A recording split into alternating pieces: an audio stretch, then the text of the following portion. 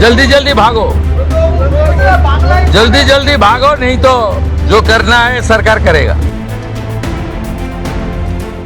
घुसपैठियों के बुरे दिन शुरू हो गए हैं। सरकार अब अवैध तरीके से देश में रह रहे लोगों को लेकर सख्त कदम उठाने के मूड में दिख रही है। पश्चिम बंगाल से लेकर केंद्र सरकार तक लगातार ऐसे फैसले सामने आ रहे हैं जिनसे साफ संकेत मिल रहा है कि आने वाले वक्त में अवैध घुसपैठ के खिलाफ कार्रवाई और तेज हो सकती है। इस बीच पश्चिम बंगाल की राजनीति से एक बड़ा बयान सामने आया है जिसने पूरे मामले को फिर चर्चा में ला दिया है। पश्चिम बंगाल में मुख्यमंत्री शुवेंदु अधिकारी ने बांग्लादेशी घुसपैठियों को लेकर बड़ा बयान दिया। उन्होंने साफ कहा कि जो लोग अवैध तरीके से राज्य में रह रहे हैं उनकी पहचान की जाए और उन्हें पुलिस के हवाले किया जाए। उनका कहना है कि इसके बाद सीमा सुरक्षा बल यानी बीएसएफ उन्हें वापस भेजने की प्रक्रिया में मदद करेगा। शुवेंदु अधिकारी ने सख्त शब्दों में कहा कि जो लोग गैर कानूनी तरीके से देश में रह रहे हैं उनके खिलाफ कार्रवाई होगी और सरकार उन्हें किसी भी हालत में संरक्षण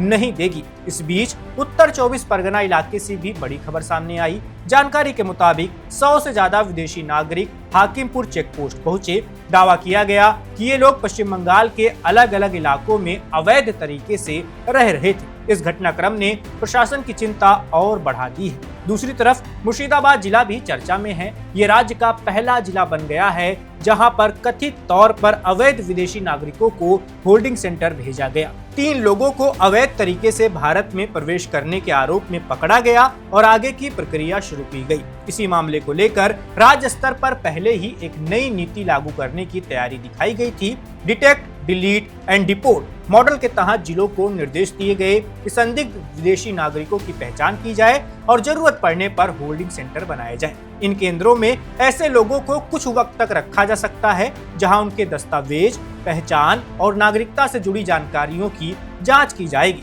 बताया जा रहा है कि जांच पूरी होने के बाद संबंधित एजेंसियां आगे का फैसला ले पाएंगी। जिला प्रशासन और वरिष्ठ अधिकारी कानूनी प्रक्रिया के अनुसार कार्रवाई तय करेंगे। इसका मकसद ये सुनिश्चित करना बताया जा रहा है कि देश में अवैध रूप से रहने वालों की पहचान हो और कानून के अनुसार कदम उठाए जाए। अब बात केंद्र सरकार की। केंद्र ने भी जनसंख्या में असामान्य बदलाव और अवैध घुसपैठ जैसे मुद्दों की स्टडी के लिए हाई लेवल कमेटी बनाई है। इस कमेटी का मकसद देश भर में हो रहे जनसंख्या बदलाव के कारणों को समझना और जरूरी सुझाव देना बताया गया है। गृह मंत्री अमित शाह ने भी इस मुद्दे पर बयान दिया। उन्होंने कहा कि अवैध घुसपैठ और दूसरे कारणों से होने वाले असामान्य जनसंख्या बदलाव भविष्य के लिए बड़ी चुनौती बन सकते हैं। इसी को ध्यान में रखते हुए सरकार ने अध्ययन और समाधान की दिशा में कदम बढ़ाया है। अब सबसे बड़ा सवाल यही है कि क्या आने वाले वक्त में अवैध घुसपैठ के खिलाफ देश भर में और बड़ी कार्रवाई देखने को मिलेगी? क्या राज्यों और केंद्र के स्तर पर चल रही तैयारी जमीन पर बड़ा असर दिखाएगी? फिलहाल इतना साफ है कि इस मुद्दे पर सरकार का रुख पहले से ज्यादा सख्त नजर आ रहा है। आने वाले दिनों में इस पर और बड़े फैसले सामने आ सकते हैं। इस वीडियो में बस इतना ही। मेरा नाम वैभव है। आप देखते रहिए वन इंडिया। वन इंडिया को सब्सक्राइब करें और कोई भी अपडेट मिस न करें। अभी वन इंडिया ऐप डाउनलोड करें।